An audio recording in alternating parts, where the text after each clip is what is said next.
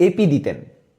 তো এপি ব্যাপারে আপনার এই কনসেপ্টটা কোথা থেকে আসলো? ওদিন বলতেছিল যে স্যার এই এপিটা স্যার আমার খুব কাজে লাগছে ট্রেনিং। এবং আমি কিন্তু এখন স্টুডেন্টদেরকে বলি যে প্রথম যেদিন আমি ক্লাসে ঢুকছি আমার হাঁটু কাঁপছে, আর এখন আমাকে দেখলে তোমাদের হাঁটু কাঁপে।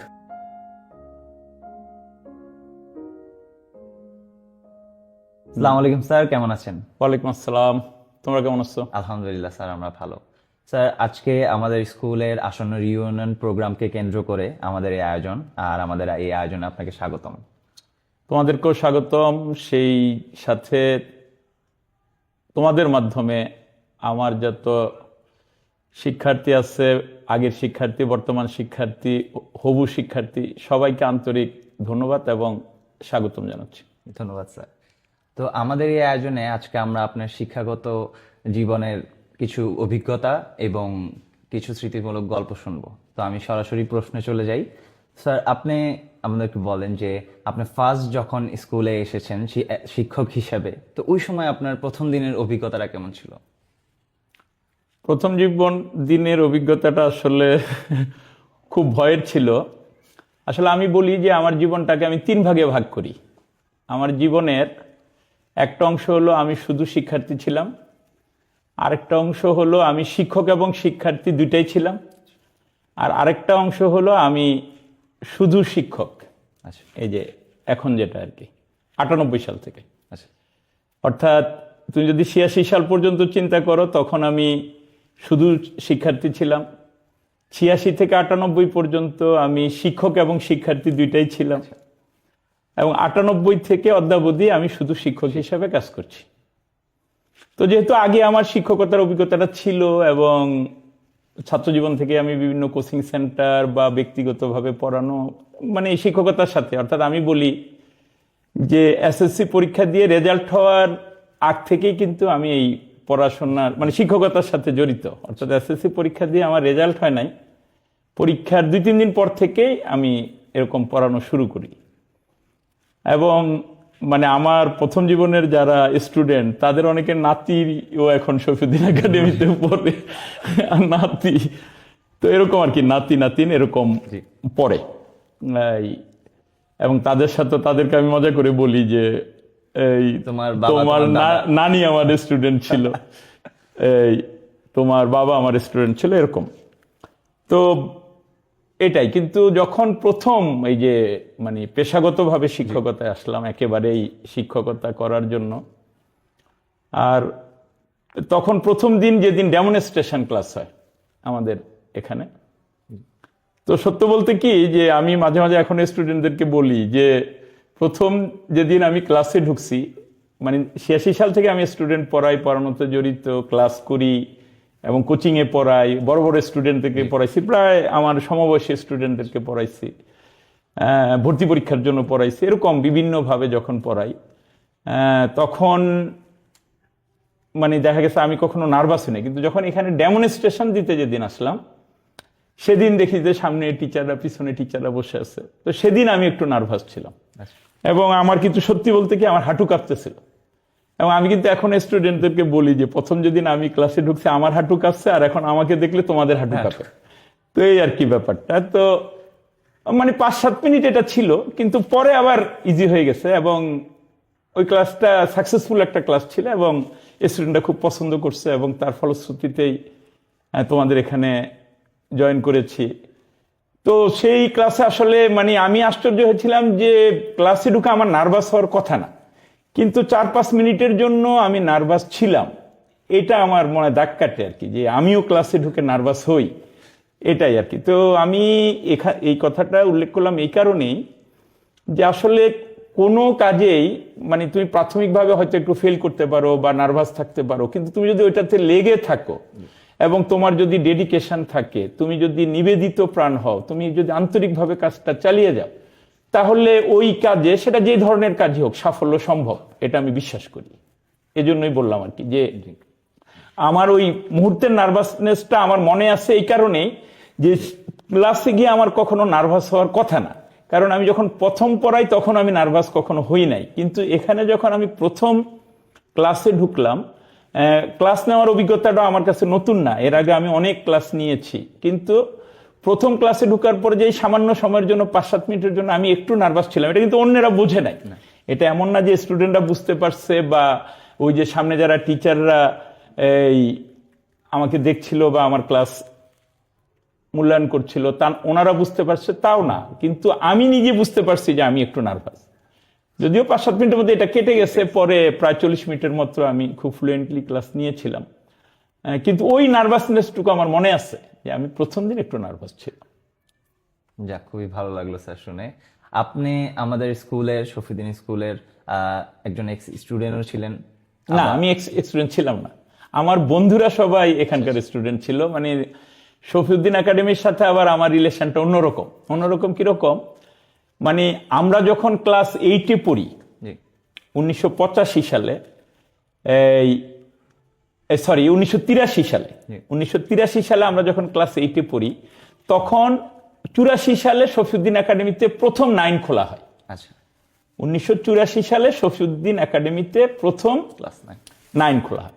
তো আমরা যারা, আমি নোয়াগাঁও এম এ মজিদ মিয়া উচ্চ বিদ্যালয়ের শিক্ষার্থী ছিলাম, টঙ্গী রেলওয়ে স্টেশনের পাশে শহীদ আহসানুল্লাহ মাস্টার যে স্কুলের প্রধান শিক্ষক ছিলেন, তো ওই স্কুলের স্টুডেন্ট ছিলাম। তো আমরা যারা ওই তখন এই যে এরকম জুনিয়র বৃত্তি পরীক্ষা হইতো, আমরা যারা বৃত্তি কোচিং করতাম তাদের প্রায় সবাই, আমরা 2-3 জন বাদে প্রায় সবাই শফিউদ্দিনে চলে আসলো 9-এ।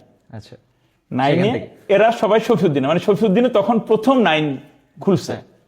তা আমরা কয়েকজন, আমরা 3-4 জন, মানে ভালো স্টুডেন্টদের মধ্যে আমরা 3-4 জন, অর্থাৎ যারা বৃত্তি দেয় তারা তো একটু ভালোরাই বৃত্তি দেয়, তো ভালো স্টুডেন্টদের মধ্যে আমরা 3-4 জন আমরা এই নোয়াগাঁওতে রয়ে গেলাম। মানে আমার বাবা ইন্টারেস্টেড ছিল না, আমার বাবা সবসময় বলতো পড়াশোনাটা তোমার কাছে, তো অর্থাৎ তোমার ওই স্কুল চেঞ্জ করতে হবে এমন কোনো কথা নেই, আর ওইটার নতুন স্কুল, ওইটার কিরকম। কিন্তু দেখা গেছে যে আমাদের ফার্স্ট বয় সহ এরা সবাই শফিউদ্দিনে চলে আসলো। তো ওরা সবাই, মানে শফিউদ্দিনে যারা পড়তো 9-এ 1984 সালে, সবাই আমার ফ্রেন্ড, মেয়েরাও ছেলেরা, হ্যাঁ সবার সাথে কানেক্টেড। এবং ওই যে বিকেলে সবাই একসাথে আড্ডা দেই, ছুটির দিনগুলোতে আড্ডা দেই, 8 পর্যন্ত একসাথে পড়ছি। তো এরকম, আর তখন তো আমরা মানে ওই কানেক্টিভিটিটা অনেক বেশি ছিল। তোমরা যখন এখন ওই যে ফেসবুক ছাড়া তোমাদের কানেক্টিভিটি, পার্সোনাল কানেক্টিভিটি কিন্তু একেবারে খুবই কম। কিন্তু আমরা কিন্তু দেখা গেছে যে 1-2 দিন বন্ধুদেরকে না দেখলে আমরা তাদের বাসায় চলে যেতাম, বা ধরো আমি একদিন স্কুলে যাই নাই, আমার বন্ধুরা বাসায় চলে আসছে। এরকম খুব মজার মজার ঘটনা আছে। এই যে ধরো এই একদিন আমি স্কুলে যাই নাই, কোনো কারণে আমার ফ্রেন্ড চলে আসছে বাসায়, এরকম মানে টিফিনের সময় বাসায় চলে আসছে, এরকম অনেক মজার মজার ঘটনা।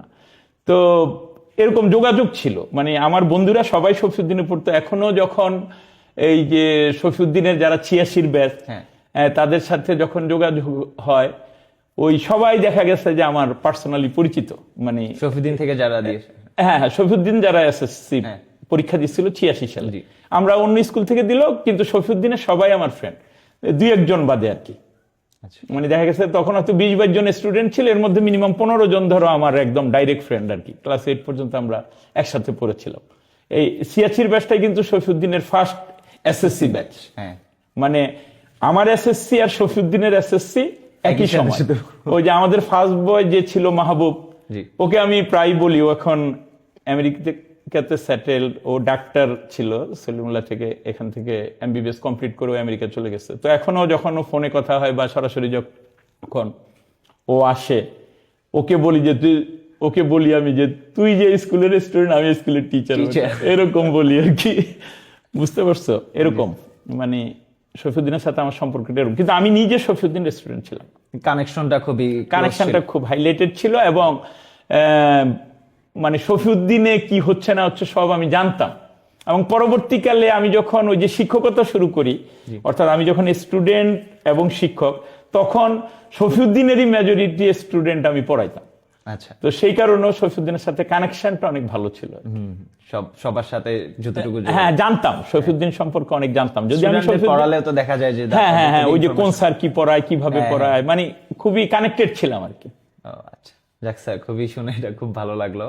এখন আমাদের পরবর্তী কোশ্চেনে যাই, সেটা হচ্ছে যে আপনার এত বছরের শিক্ষকতা জীবনে এমন কোনো ছাত্র বা ছাত্রী বা এমন একজন স্টুডেন্ট যেটার দ্বারা আপনি খুবই প্রভাবিত হয়েছেন, লাইক যেটার গল্প আপনার সারা জীবন মনে থাকবে, যে না একটা ছাত্র যার একটি গল্প যে আপনাকে মনে রাখিয়ে দেয়, স্পেশাল চাইল্ড বা স্পেশাল স্টুডেন্ট, এমন কি আপনার কেউ আছে?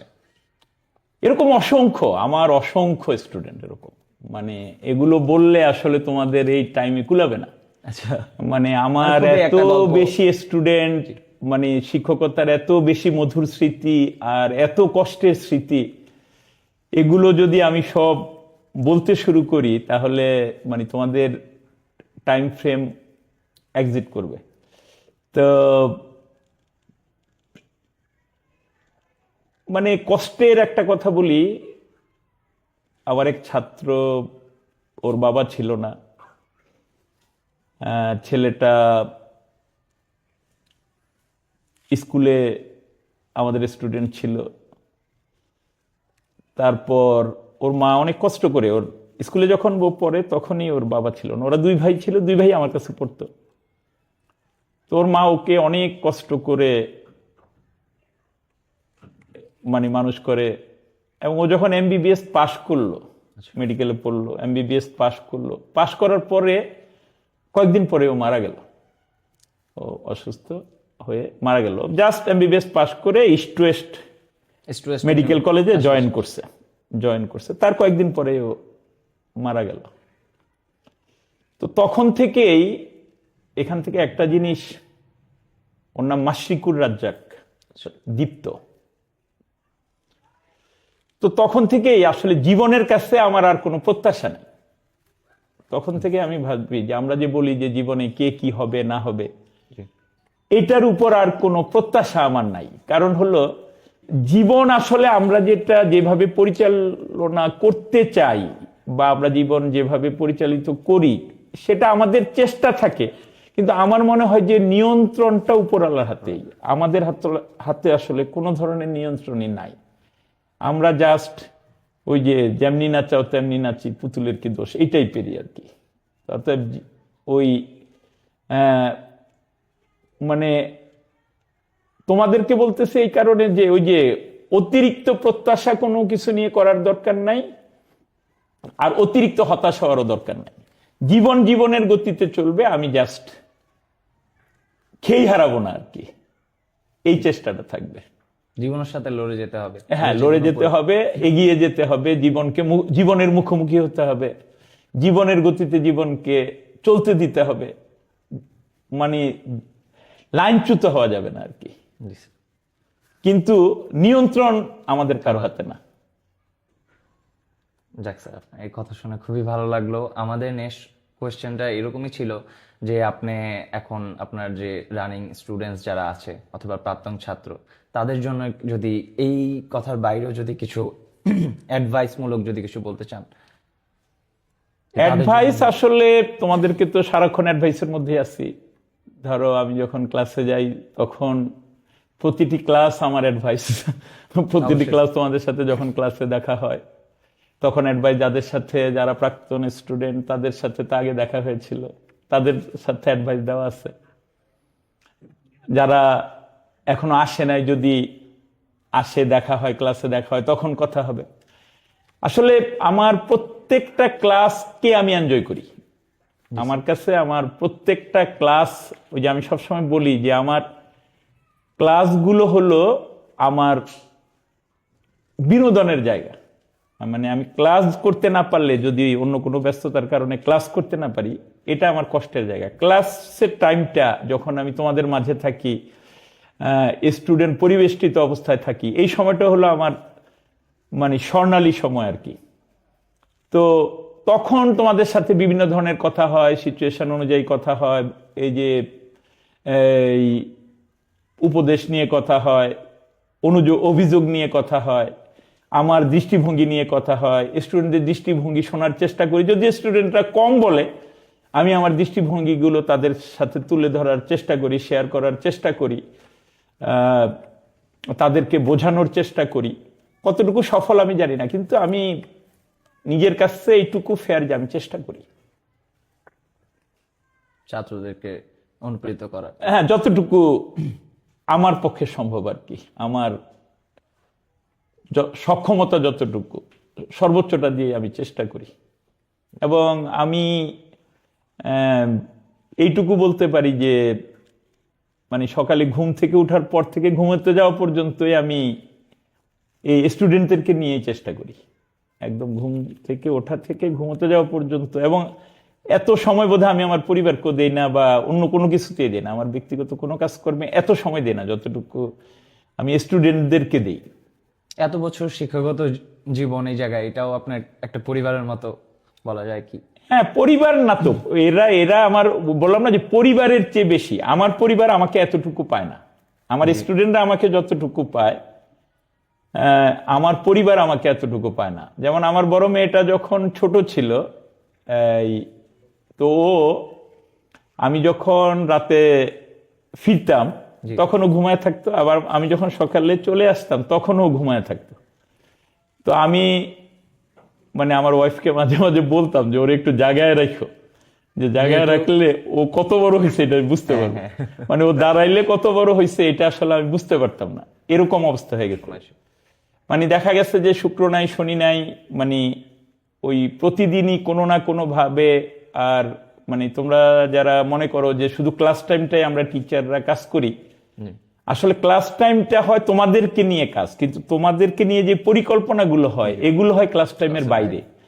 তো ওই প্ল্যানিং গুলো, ওই কাজগুলো, এটা মানে বিশেষ করে শফিউদ্দিন একাডেমিতে এই টিম ওয়ার্কটা খুব বেশি। এবং এখানে কিন্তু মানে আমাদের সহকর্মী যারা আছেন এরা কিন্তু অনেকেই দেখা গেছে যে এই যে দেখো, এই যে কালকে থেকেই বা পরশুদিন থেকে শুরু হবে দেখবা যে বার্ষিকের রেজাল্ট, এবং এটা কিন্তু সকাল 8টা থেকে রাত্র 10টা 11টা পর্যন্ত চলবে। ওই যে কোড নাম্বারে পরীক্ষা হওয়ার কারণে এগুলো রেজাল্ট তৈরি করা একটা ডিফিকাল্ট প্রক্রিয়া আমাদের এখানে। এবং স্বচ্ছতার জন্য কিন্তু এই প্রক্রিয়াগুলো আমাদের পরিশ্রম হলো, আমরা এগুলো মেনটেন করার চেষ্টা করি। তো এটা একটা খুব বড় বিষয় আর কি, যে প্রতিষ্ঠানের সাথে আসলে একাত্ম হওয়া। মানে ওই নিজের মানে স্বপ্নকে প্রতিষ্ঠানের স্বপ্নের মধ্যে বিলীন করে দেওয়া, নিজের স্বপ্নটাকে প্রতিষ্ঠানের অর্জনের সাথে বিলীন করে দেওয়া, এটা কিন্তু একটা বিরাট বিষয়। যে আমি বোধহয় এটা চেষ্টা করি যে আমার স্বপ্ন এই প্রতিষ্ঠানের স্বপ্নের বাইরের কিছু না, বা তোমাদের স্বপ্নের বাইরের কিছু না। তোমাদের স্বপ্নটাই আমার স্বপ্ন, তোমাদের সাফল্যটাই আমার সাফল্য। তোমাদেরকে ভালো জায়গায় দেখলে, সফল জায়গায় দেখলে নিজের অনেক গর্ব হয়, এটাকে নিজের অর্জন মনে হয়, নিজের সাফল্য মনে হয়। এটাই আসলে মানে ফিল করি আর কি, এবং অন্তর থেকে ফিল করি। এটা শুধু বলার জন্য বলছি না, এটা আসলে মানে অন্তর থেকেই বলছি যে এটা আমি ধারণ করি। না, একজন শিক্ষক হিসেবে এটা খুবই সুন্দর এবং খুবই বড় ব্যাপার যে নিজের স্বপ্নকে স্কুলের সাথে সবকিছু মিলিয়ে বাস্তবায়নের জন্য আগানো। স্যার, আমরা লাস্টে শেষ করতে চাই এটা জেনে যে আমি কমার্সে ছিলাম, আমি আপনার জাস্ট একদিন ক্লাস পেয়েছি দুঃখজনকভাবে, বাট আমার ফ্রেন্ডরা সায়েন্সে ছিল, আর অনেকেই ছিল। তো আপনার এপি দিতেন, তো এপির ব্যাপারে আপনার এই কনসেপ্টটা কোথা থেকে আসলো, আর এই ব্যাপারে যদি স্যার কিছু বলতেন। না, এপি এটা আসলে একটা খুবই মানে যুক্তিসঙ্গত একটা কনসেপ্ট। আচ্ছা, এই ব্যাপারটা আমি একটু বলি তোমাদেরকে যে এই এপি মানে হলো অটো সাজেশন প্র্যাকটিস বলি। আচ্ছা, এপি হলো, এপির পূর্ণ রূপ হলো অটো সাজেশন প্র্যাকটিস। তো অটো সাজেশন অটো সাজেশনের ধারণাটা আমার আসছে, আমি 2009 সালে কোয়ান্টাম মেথডের একটা গ্রাজুয়েশন কোর্স হয়, মেডিটেশনের একটা কোর্স, ওই কোর্সটা করি। তো সেখান থেকে আমি এই অটো সাজেশনের ধারণাটা পাই। এই অটো সাজেশন ধারণাটা এরকম, এবং এই ধারণাটা বোধহয় আমার মধ্যে সুপ্তভাবে আগেও ছিল। কিরকম, আমি সবসময় আমার টিচিং এর সময় বা আমি আমার ছাত্র জীবন থেকেই একটা জিনিস ফলো করতাম, মানে যে দেখা গেছে যে ধরো যেই পড়াটা বা যেই অঙ্কটা বা যেই থিওরিটা মনে করো বারবার লিখতাম আমি, সেটা পরীক্ষার খাতায় খুব স্মুথলি লেখা যেত। যে বলে প্র্যাকটিস এই practice makes a man perfect, সেটা খুব স্মুথলি পরীক্ষার খাতায় স্মুথলি লিখতে হলে ওটা বারবার তুমি বাসায় না লিখলে, তুমি বাসায় একবার লিখছো বা কখনো লিখো না, ওটা পরীক্ষার খাতায় তুমি স্মুথলি লিখতে পারবা না। তুমি খেয়াল করে দেখো, পারবা না। তো অটো সাজেশন ব্যাপারটা কি? অটো সাজেশন ব্যাপারটা হলো অনেকটা জিকির, আমরা জিকির করি না, জিকির। যে তুমি একটা ভালো জিনিসকে নিয়ে যদি সব সময় ভাবো, ধরো তুমি যদি বলো যে আমি সদা সত্য কথা বলবো, এটা যদি তুমি সব সময় বলতে থাকো যে আমি সত্য কথা বলবো, আমি সদা সত্য কথা বলবো, আমি সদা সত্য কথা বলবো, তোমার ব্রেনটা কিন্তু স্ট্রাকচারটা ওইভাবে ডেভেলপ করবে। এবং তুমি খেয়াল করে দেখবা যে তুমি যদি সবসময় মুখে বলো যে আমি সদা সত্য কথা বলবো, তখন কিন্তু তুমি কখনো যখনই মিথ্যা কথা বলতে চাইবা বা অসত্য কথা বলতে যাবা, তখন তোমার ব্রেনে হিট করবে যে এই আমি তো মিথ্যা কথা বলতেছি, কিন্তু আমি তো বলছি যে আমি সদা সত্য কথা বলবো। তুমি কিন্তু মিথ্যা বলতে পারবে না, এবং এক সময় এটা তোমার অভ্যাসে পরিণত হবে। অর্থাৎ এই যে তোমার যে মুখের কথাটা, এটা এক সময় তোমার ব্রেনে সেট হয়ে যাবে, সেট হয়ে যাবে। তো এপি যেটা তোমরা বলতা, যেমন ধরো একটা ছেলে ক্লাসে দুষ্টামি করে, তো তার এপি ছিল এরকম যে তুমি আজকে 100 বার লিখবা যে আমি ক্লাসে সবসময় মনোযোগী থাকবো। তাহলে এই যে এই কথাটা যে সে 100 বার লিখলো, এটা কিন্তু তার ব্রেনে সেট হচ্ছে যে এই যে সে 100 বার লিখলো, এবং দেখা গেছে যে আস্তে আস্তে কিন্তু তার ওই মনোযোগটা বেড়ে যেত, এবং এটা কিন্তু পজিটিভলি লেখা হইতো।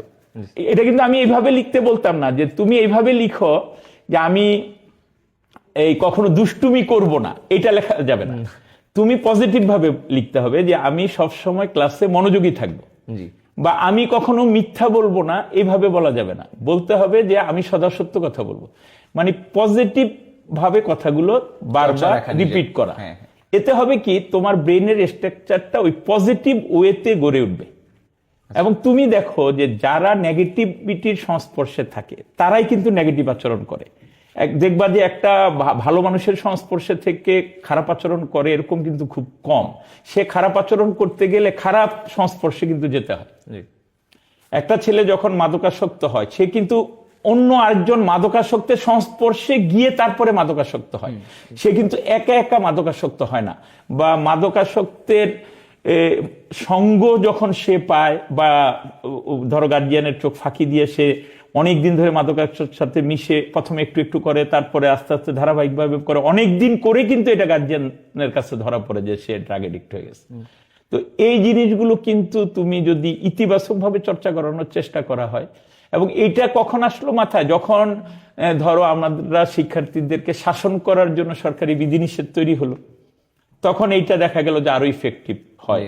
আর আরো সুবিধা হলো যে তুমি যখন বাসায় গিয়ে 100 বার লিখতেছো যে আমি ক্লাসে মনোযোগী থাকবো, তো তখন তোমার গার্জিয়ান এসে তোমার জিজ্ঞেস করতেছে, কিরে তুই এটা কি লেখস, এই ক্লাসে মনোযোগী থাকবো, যে ফারুক স্যার এটা বলছে লিখতে 100 বার, কেন এটা লিখতে কেন বলছে, আমি ক্লাসে দুষ্টামি করছিলাম। তাহলে গার্জিয়ানেরও নলেজে গেল যে তুমি ক্লাসে মনোযোগী থাকো না।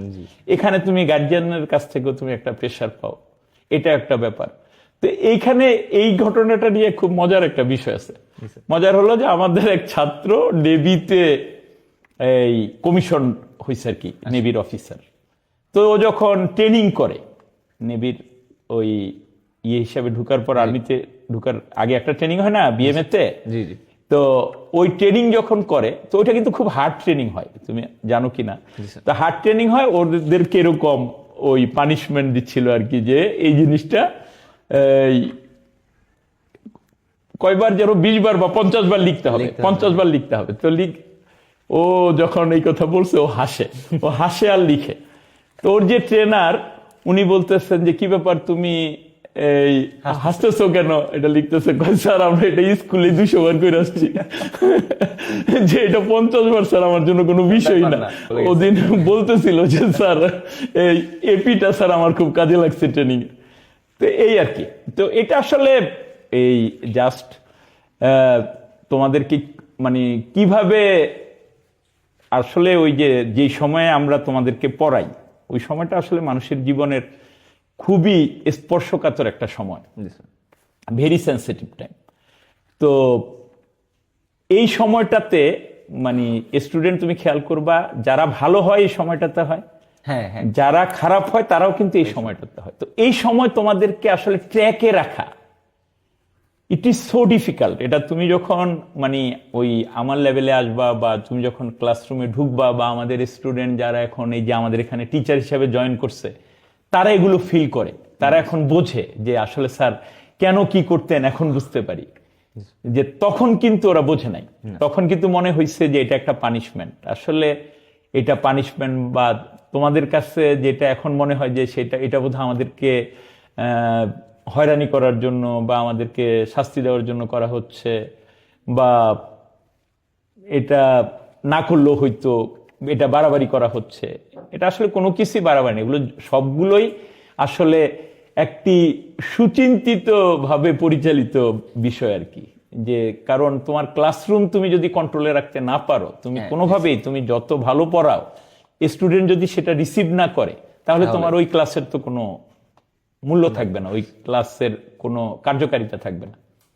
তো তোমাকে অবশ্যই মানে ক্লাসরুম কন্ট্রোল করতে হবে। তো এটা কিন্তু একজন টিচারের সবচেয়ে বড় কোয়ালিটি, যে সে কতটা তার ক্লাসরুম ম্যানেজ করতে পারে।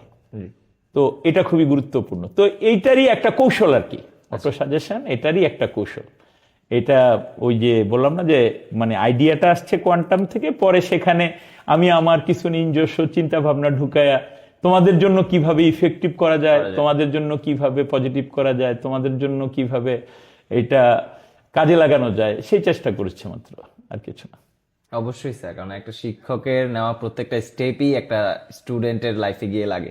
এই যে যেমন আপনি বললেন নেভিতে, এই যে এই জায়গায় তো দেখা যাচ্ছে যে এরকম আরো অনেক গল্প আছে যারা আমরা হ্যাঁ, অনেক গল্প বললাম না যে এগুলো বলে শেষ করা যাবে না, শেষ করা যাবে না। যেমন আমি তোমাদেরকে একটা কথা বলি, আমার স্টুডেন্টে, তুমি যেহেতু বললা যে আমার বেশি খুব ক্লাস পাও নাই, যারা আমার রেগুলার ক্লাস, আমি তাদেরকে বলি যে ওই যে গণিতে তোমাদের সবসময় একটা প্রবলেম থাকে যে সূত্র মনে থাকে না। তোমরা বলো না যে সূত্র মনে থাকে না, তা আমি কিন্তু তখন তোমাদেরকে আমি আমার স্টুডেন্টদেরকে একটা কথা বলি যে সূত্র তুমি যখনই মনে হবে এই সূত্রটা মনে নাই, তুমি ওই সূত্রটা 10 বার লিখবা।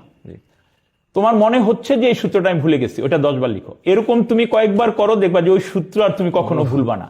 তোমার ব্রেইনই ওইভাবে সেট হয়ে যাবে যে এই সূত্র, এই লোক যদি আমি ভুলে যাই, এটা আমার দিয়ে 10 বার লেখাবে, তো তার চেয়ে বরং আমি এটা মনে রাখি, এটা মনে রাখি। তত তোমার ব্রেন এইভাবেই সেট হবে, এটা বলি। তো এটা এক ছাত্র এরকম বুয়েটে ক্লাস করতেছে, তো বুয়েটের টিচার যখন পড়াচ্ছে, তো এরকম এই 9-10-এর এক সূত্রের কথা বলছে। তো সাধারণত এটা একটু আনকমন চ্যাপ্টারের, সাধারণত সবাই এটা পড়েও না, ওই চ্যাপ্টারটা খুব একটা পড়ে না। তো ওই ক্লাসের পরই আমার ফোন দিল যে সারা ক্লাস, তো চিন্তা করো বুয়েটে যারা পড়ে তারা তো সবাই ভালো স্টুডেন্ট। ধরো একটা ক্লাসে যদি আমি ধরে নেই 70-80 জন স্টুডেন্টও থাকে, তো এরা তো কেউ দুর্বল স্টুডেন্ট না। তো ওখানে একটা প্রশ্ন জিজ্ঞেস করছে, এরকম একটা সূত্রেও জিজ্ঞেস করছে, ক্লাসের কেউ পারে নাই, ও একা উত্তরটা দিছে। ও দেওয়ার পরপরই, ক্লাসটা শেষ হওয়ার পরপরই ও আমার ফোনটা দিল। ফোনটা দিয়ে বলতেছে, স্যার এই আজকে স্যার একটা সুসংবাদ আছে, যে আমার ক্লাসের কেউ একটা প্রশ্নের উত্তর পারে নাই, তো আমি স্যার উত্তরটা দিতে পারছি। এটা হলো স্যার ওই যে আপনি যে বলছেন যে প্রত্যেকটা সূত্র তোমার যখনই ভুলে যাবা তখন তুমি 10 বার লিখবা, তো স্যার ওই যে তখন যে আমি ভুলে গেছি 10 বার করে লিখছিলাম, আমার আর এটা তখন মনে পড়ে গেছে, আমি আর ভুলি নাই। এবং স্যার বলার সাথে সাথে আমি জবাব দিয়ে দিচ্ছি। এখন এতে যে স্যার এত খুশি হয়েছে, তুমি কোন স্কুলে পড়ছো, এই তুমি খুব, হ্যাঁ হ্যাঁ, যে শফিউদ্দিন একাডেমি, ও আচ্ছা এটা কোথায়, টঙ্গীতে, মানে স্যার খুব অ্যাপ্রিসিয়েট করছে। তো এতগুলো স্টুডেন্টের মধ্যে শুধু আমি জবাব দিতে পারছি বুয়েটে, এটা স্যার আমার কাছে অনেক ভালো লাগছে। এবং ওই যে আপনি যদি 10 বার লিখতে না বলতেন, তাহলে বোধহয় এটা হতো না। এই আমি তখন ওদের মতো এই জবাবটা আমিও দিত, ওরা সবাই কিন্তু এটা পড়েছিল কিন্তু কারো মনে নাই, কিন্তু আমি ওই যে 10 বার করে লিখাটা আমার মনে আছে। তো ওইটা স্যার আমার জন্য খুব ইফেক্টিভ হয়েছে। এটা কিন্তু একজন ছাত্র হিসেবে, আবার আপনি একজন শিক্ষক হিসেবে ছাত্রী, এটা দুইজনেরই কিন্তু খুবই গর্বের বিষয়। হ্যাঁ, গর্বের বিষয়, গর্বের বিষয় যে এটা মানে জিনিসটা যে ও মানে ক্লাসে গিয়ে, বুয়েটের ক্লাসে গিয়ে বুঝতে পারছে যে ওই 10 বার লেখাটা ওর জন্য মানে ক্ষতিকর ছিল না, বা এটা স্যার আমাকে শাস্তি দেওয়ার জন্য দেয় নাই বা হয়রানি করার জন্য দেয় নাই, এটা যে ও বুঝতে পারছে। এবং এটা একটা মানে আনন্দের কথা আর কি, আমার জন্য একটা আনন্দের বিষয়। যাক স্যার, খুবই ভালো লাগলো কথা বলে। আমরা প্রায় আমাদের এই আয়োজনের শেষের দিকে। তো আপনি জাস্ট আমাদের কিছু এই রিউনিয়ন প্রোগ্রামকে কেন্দ্র করে আপনি প্রাক্তন ছাত্রদের যদি জন্য কিছু বলতেন ক্যামেরার দিকে তাকে। রিইউনিয়ন প্রোগ্রামটা এর আগেও হয়েছে আসলে এই প্রত্যেকটা ব্যাচের, ধরো 97 ব্যাচ ওরা 2-3 বার করেছে, 92 ব্যাচ ওরা করেছে, 96 ব্যাচও মেবি একবার করেছে, 98 ব্যাচও বোধহয় একবার করেছে, এরকম মানে প্রত্যেকটা ব্যাচে ব্যাচে ওরা করেছে। কিন্তু সামগ্রিকভাবে এইবারই প্রথম রিইউনিয়ন প্রোগ্রামটা একেবারে সবগুলো ব্যাচকে নিয়ে হচ্ছে। জি স্যার। এটা একটা খুবই সুন্দর বিষয়। এবং মানে মজার বিষয় হলো যে আমাদের যে বর্তমান সভাপতি ডাক্তার মোহাম্মদ সাইদুল ইসলাম সেলিম, উনি আমাদের প্রতিষ্ঠাতা বীর মুক্তিযোদ্ধা জনাব হাসানুদ্দিন সরকারের কনিষ্ঠ পুত্র। তো উনি এই প্রতিষ্ঠানের স্টুডেন্ট ছিলেন, ওনার আগ্রহেই কিন্তু আসলে এই অনুষ্ঠানটা আয়োজিত হচ্ছে। তো বরাবরই আমরা এই অনুষ্ঠানটা যাতে সাফল্যমণ্ডিত হয় সেই চেষ্টা করে যাচ্ছি।